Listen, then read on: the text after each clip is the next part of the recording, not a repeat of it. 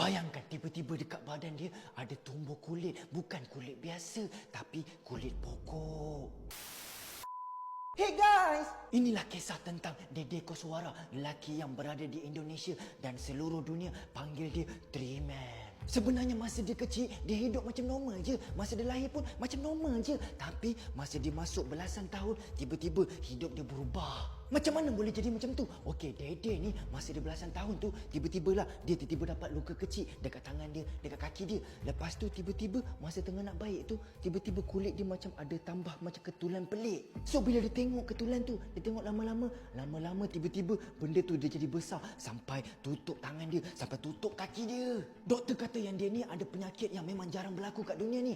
Nama penyakit dia adalah epidermodysplasia verruciformis. Macam itulah. Bila dah terjadi semua tu, dia pun tak boleh nak bekerja. So dia pun berhenti kerja dan dia pun hidup malah macam normal. Tapi walaupun hidup dia macam normal, isteri dia tinggalkan dia. Sebab apa? Isteri dia cakap yang lelaki dia ni, Dede ni tak boleh nak jaga dia. Sebab yalah Dede kan tak kerja semua, duit tak ada semua.